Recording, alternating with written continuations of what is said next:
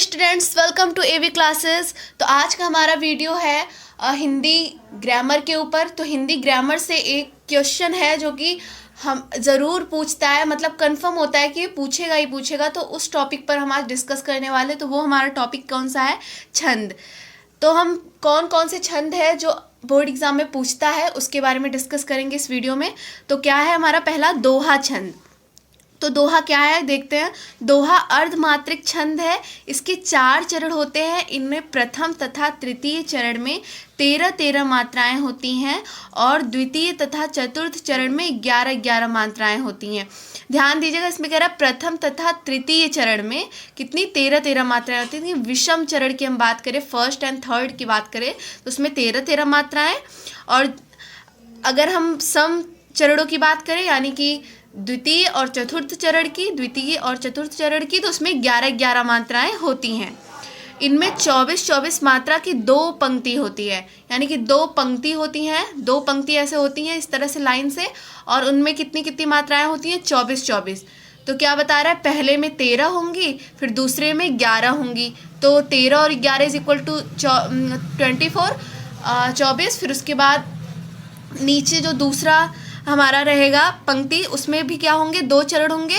पहले में यानी कि तीसरा जो रहेगा चरण, उसमें कितनी मात्राएं होंगी? उसमें 13 होंगी, और जो चौथा होगा उसमें 11 चरण होंगे। तथा फिर क्या बता रहा है? तथा अंतिम में गुरु और एक लघु होता है। देखो गुरु, ये जो एस की जैसा आकार, इसको हम गुरु कहते हैं, और गुरु का मतलब होता है 2। इसको गिनती में हम 2 गिनते हैं, और जो लघु होता है उसको इस तरह से मात्रा बनाते हैं, और इसका मतलब होता है 1। इसको गिनती में हम क्या 1 गिनते हैं, ठीक है ना, छोटा। देखो नाम से वो हो रहा है कि ये दीर्घ है, ये लघु है, ठीक है ना, होता है। और फिर उसके बाद बढ़ते हैं आगे। इसका एग्जाम्पल देखते हैं कि इसको कैसे हम इस पे मात्रा लगा सकते हैं, ठीक है। किसका? दोहे का। पहले इसे समझ लेते हैं। इसे देखने के पहले मात्रा कैसे लगाते हैं। देखो ये जो लघु है सीधी मात्रा, इसका मतलब होता है 1। देखो ये 1 जैसे दिखता है तो इसका समझ जाना 1। और गुरु जो होता है वो उल्टा 2 लगता है ना, उल्टा 2, तो इसका ही मतलब भी होता है 2, ठीक है ना। तो ये जो गुरु है उसको इस तरह से डिनोट करते हैं और लघु को इस तरह से, और इसको हम 1 गिनते हैं और इसको हम 2 गिनते हैं, ठीक है ना। तो इसी को लगाकर हम पता करते हैं कि कौन सा, मतलब कौन से चरण में कितनी मात्राएं हैं, ठीक है। अब देखो क्या है, क्या कह रहा है कि इस पहले और जो तीसरा चरण है उसमें कितनी मात्राएं होंगी? 13-13 मात्राएं होंगी। मात्रा कैसे लगाते हैं ये भी बता दें। तो देखो जैसे कि अगर हम बात करें आ की मात्रा और बड़ी ई की मात्रा, आ की मात्रा, बड़ी ई की मात्रा, फिर ए की मात्रा, ए की मात्रा, ओ की मात्रा, औ की मात्रा, अंग की मात्रा। तो ये जो ये मात्रा लगती है ना, मात्रा, ये क्या होती है? इस पर हम गुरु लगाते हैं। बड़ी ई की है, बड़े ऊ की है, या फिर ए ओ अंग की है, तो क्या हम उस पर गुरु लगाते हैं। और अगर कोई मात्रा नहीं है, किसी शब्द पर किसी अक्षर पर कोई मात्रा नहीं है, और या फिर छोटे ई की या फिर छोटे ऊ की मात्रा है, तो वहाँ पे हम लघु का यूज़ करते हैं। क्लियर है? तो अब देखते हैं। देखो यहाँ लिखा हुआ है, बड़ा हुआ तो क्या हुआ, जैसे पेड़ खजूर, पंथी को छाया नहीं, फल लागे अति दूर। अब देखो बड़ा, ब पे देखो कोई मात्रा नहीं है, लघु लगा है। ड़ पे आ की मात्रा है तो गुरु लगा है। ह पे छोटे ऊ की मात्रा है तो लघु लगा है। अ पे बड़ा आ की मात्रा है तो गुरु लगा है। त पे ओ की मात्रा है तो गुरु लगा है। और जब देखो आधा क आ रहा है, आधा क, जब ऐसे वर्ड आते हैं आधे, तो वो क्या होगा? उस पर हम कोई मात्रा नहीं गिनेंगे, ठीक है ना, उस पर कोई मात्रा नहीं लगेगी। अब देखो यह है, यह पे आ की मात्रा है तो हमने गुरु लगाया। छोटे ऊ की मात्रा है, हमने लघु लगाया। आ की मात्रा है, हमने गुरु लगाया। ए की मात्रा है गुरु, ए की मात्रा है गुरु, ए की मात्रा है गुरु, कोई मात्रा नहीं है लघु, कोई मात्रा नहीं है लघु। बड़े ऊ की मात्रा है गुरु, कोई मात्रा नहीं है लघु, ठीक है ना। तो इस वजह से आपको समझ में आ गया कि कैसे हम मात्रा लगाएंगे, जैसे हमने बताया। तो देखो यहाँ पे भी ऐसे लगा है। तो देखो चरण, देखो यहाँ पे क्वामा लगा है ना, तो यहीं से ये 4 चरण, देखो 2 पंक्ति हैं और 4 चरण, ये पहला, दूसरा, तीसरा, चौथा, ठीक है ना। अब देखेंगे हम पहले और तीसरे चरण में क्या हमारा 13-13 मात्राएं हैं। अगर ऐसा हुआ तो यानी कि ये दोहा होगा। 1 2 3 4 5 6 7 8 9 10 11 12 13 13 मात्रा है। 2 2 4 2 6 2 8 2 10 11 12 13 14 15 सॉरी 13 तक, ठीक है ना। अब फिर देखो यहाँ पर 2 2 4 2 6 1 7 8 9 10 11, दूसरे चरण में 11 मात्रा है। तीसरे में 1 2 3 4 5 6 7 8 9 10 11 हुआ ना, 11 11, और इसमें 13 मात्रा है। क्लियर है, यानी कि ये हमारा दोहा है। तो ये एग्जाम्पल है। बड़ा हुआ तो क्या हुआ, जैसे पेड़ खजूर, पंथी को छाया नहीं, फल ला गया थी दूर।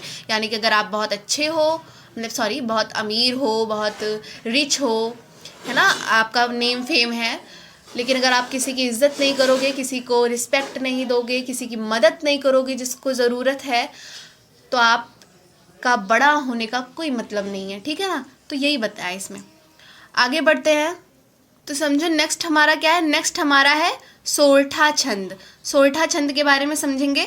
सोरठा एक मात्रिक छंद है। यह दोहा का ठीक उल्टा होता है, यानी कि दोहा जैसा होता है उसका उल्टा होता है। यानी कि अभी देखो बता रहे हैं, इनमें प्रथम तथा तृतीय चरण में 11 मात्राएं। उसमें क्या था दोहे में कि प्रथम तथा तृतीय चरण में 13 मात्राएं थी, जबकि द्वितीय और चतुर्थ चरण में कितनी 11 मात्राएं थी। क्लियर है, यानी कि सम चरण में दोहे में 13 मात्रा है और सोरठे में क्या हो रही है 11 मात्रा, उसका अपोजिट हो जा रहा है।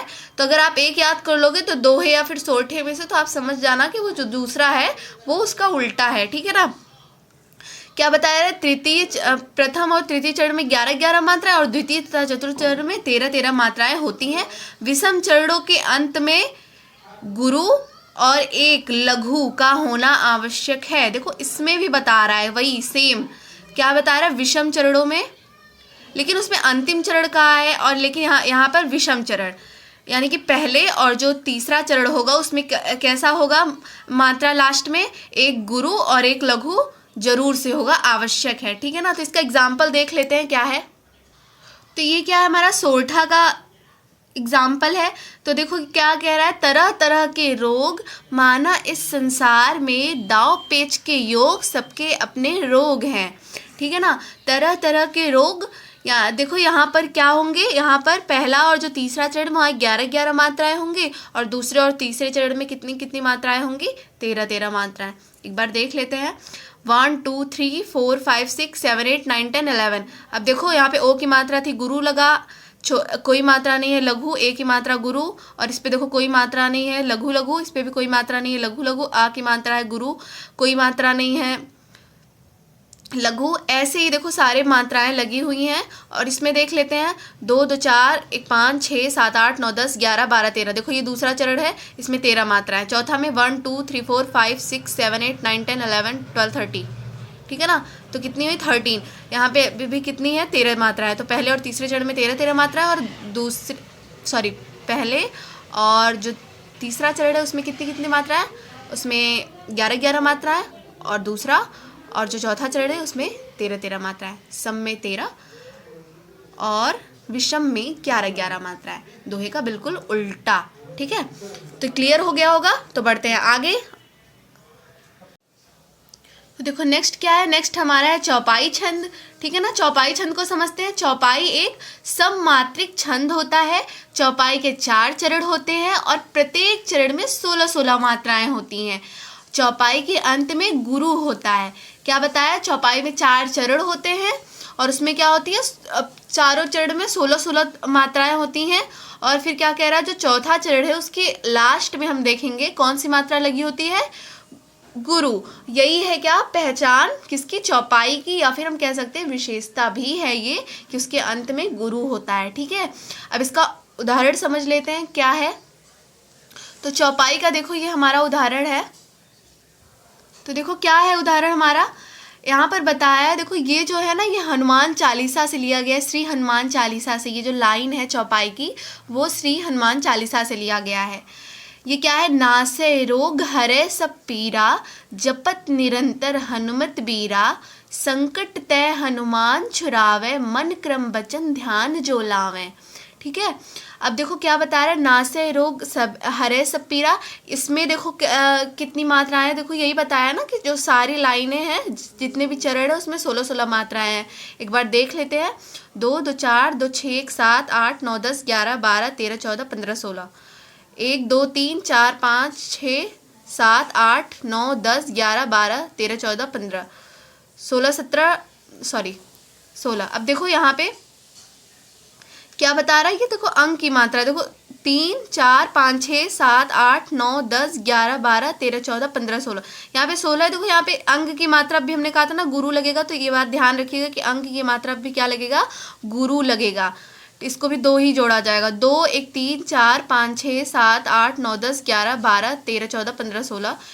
2 2 4 और 2 6 7 8 9 10 11 12 13 14 15 16। कितनी मात्राएं हुई, 16 मात्राएं। यानी कि प्रत्येक चरण में कितनी कितनी मात्राएं, 16 मात्राएं। और यही है क्या हमारा कौन सा, चौपाई छंद। ठीक है ना।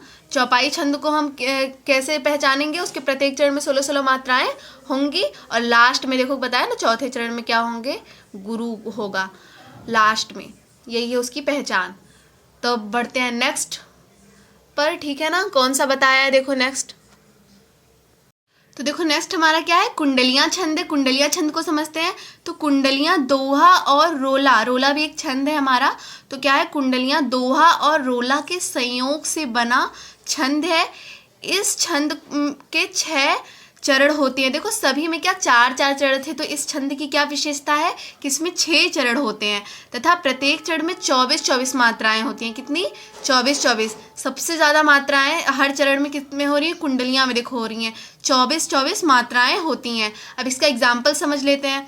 देखो दोहा और रोला के संयोग से बना है, यानी कि इसमें दोहा भी आपको मिलेगा। ठीक है ना। अब देखते हैं इसका एग्जाम्पल क्या है। तो देखो ये रहा हमारे कुंडलियां का क्या है एग्जाम्पल। देखो जो दोहा था ना, दोहा और चौपाई, ये दादी ने बचपन में ही ना गाकर सुना दिया था। पता था कि हाँ ये है, लेकिन ये नहीं पता था कि कभी मेरे सिलेबस में आएगा, हमें पढ़ना पड़ेगा।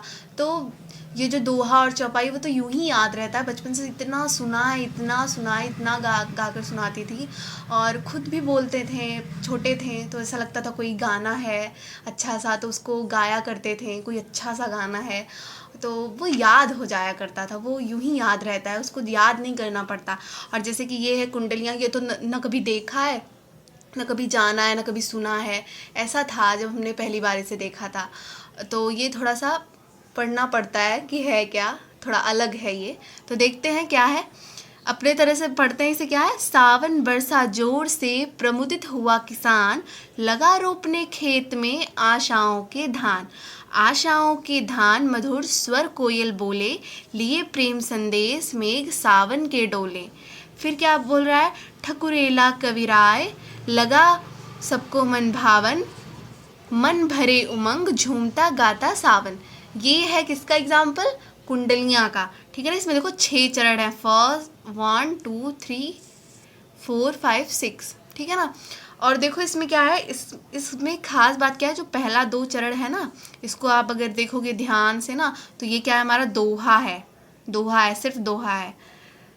देखो दोहे का क्या हमारा पहचान था कि पहला और जो तीसरा चरण उसमें कितनी 13 मात्राएं होंगी, और दूसरे और जो दूसरा और चौथा चरण जो है उसमें 11 मात्राएं होंगी। यही है दोहा का पहचान। तो इसको देख लेते हैं। 2 1 3 4 5 6 7 8 9 10 11 12 13। देखो 2 1 3 4 5 6 7 8 9 10 11 12 13 हुआ ना। अब देखो पहले और तीसरे चरण में कितनी 13 मात्राएं, 1 2 3 4 5 6 7 8 9 10 11। तो कितना, 2 2 4 2 6 2 8 2 10 11 हुआ। तो कितना हुआ हमारा, जो पहला और जो तीसरा चरण है उसमें 13 मात्राएं और दूसरे और तीसरे चरण में 11 मात्राएं। तो इससे ये कन्फर्म हो गया कि ये दोहा है। ठीक है ना। और जो बाकी बचे वो क्या हो सकते हैं हमारे, वो सारे हमारे हैं रोला। ठीक है ना। तो ये इन दोनों से मिलकर बना हुआ है, तो इसीलिए इसे हम कहते हैं कुंडलियाँ। इसका यही खासियत है कि इन दोनों दोहे छंद से क्या होता है, दोहा और रोला से मिलकर बना होता है। ठीक है। तो आई होप कि आपको समझ में आ गया होगा। ये देखो यही इसका एग्जाम्पल है, बरसा सावन बरसा जोर से, प्रमुदित हुआ किसान, लगा रोपने खेत में आशाओं के धान। आशाओं के धान, मधुर स्वर कोयल बोले, लिए प्रेम संदेश मेघ सावन के डोले। ठकुरेला कविराय, लगा सबको मन भावन, मन भरे उमंग झूमता गाता सावन। मन भरे उमंग झूमता गाता सावन। आप इसे लिख सकते हैं और याद कर सकते हैं, बहुत ईजी है।